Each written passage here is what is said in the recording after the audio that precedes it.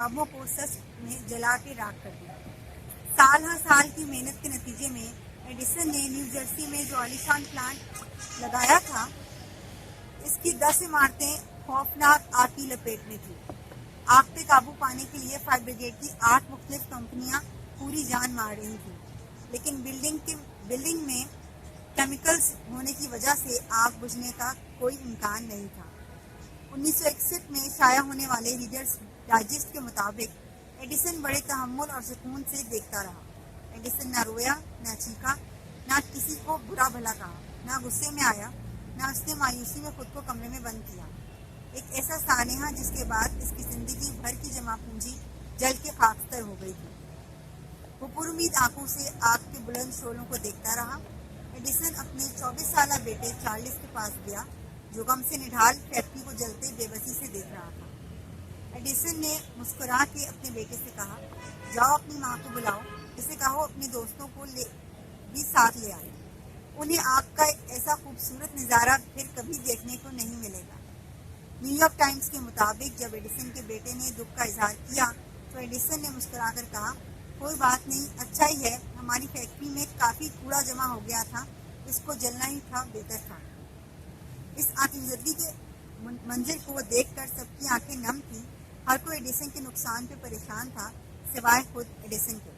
Edison ने अपने करीबी दोस्तों, फैमिली और अजीज़ व अकारिब की परेशानी देखकर कहा, अगरचा मैं 67 ईयर्स को क्या कहते हैं, 63 साल का बूढ़ा हूँ, लेकिन मैं एक लम्हा ज़ाया किए बगैर कल पूरी जान मार के फैक्ट्री को दोबारा शुरू करूँगा।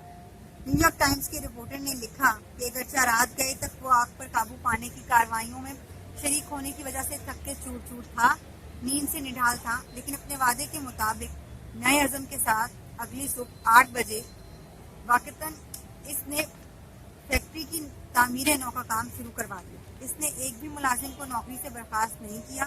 एडिसन ने अपनी ज़िंदगी की नताइज की, मुस्तकबिल की और अपने ख्वाबों की जिम्मेदारी लेने की आलिशान मिसाइल कायम की। आई गेस इतना काफी। बहुत अच्छे, बहुत अच्छे।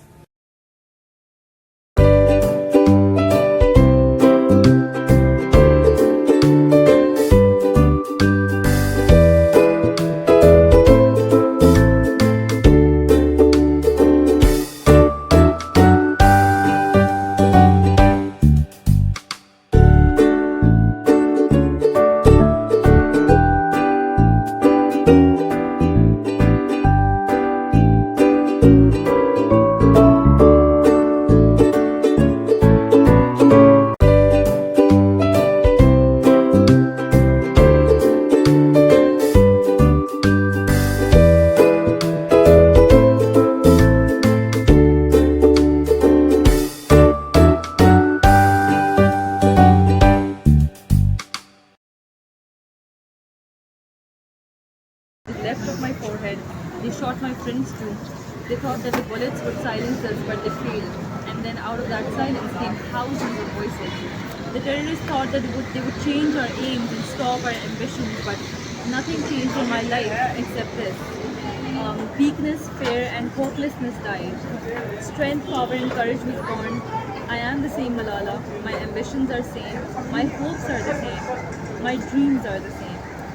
One child, one teacher, one pen and one book can change the world.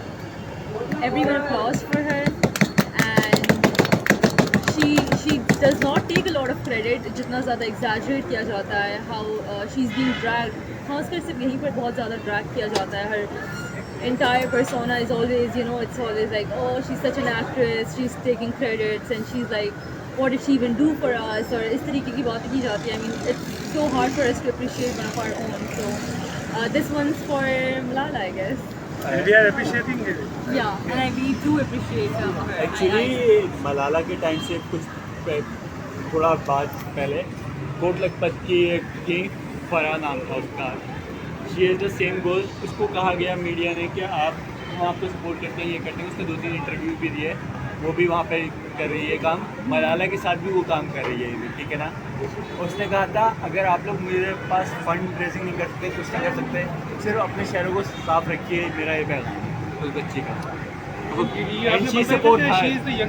कहा मैं मीडिया में आके नोबेल जो पीस इसका अवार्ड कुछ डिटेल था। बताओ, यंगेस्ट पाकिस्तान से यंगेस्ट ऑथर यंगेस्ट ऑथर नहीं, वो को रेसिपेंट है नोबेल पीस अवार्ड की 2014 में, जब ये बिल्कुल दिस इंसिडेंट हैपेंड उसके नेक्स्ट ईयर में ही उसको she was youngest ambassador. Nominated for the Nobel peace award. जो रेपुटेशन बनाएगी जो लोग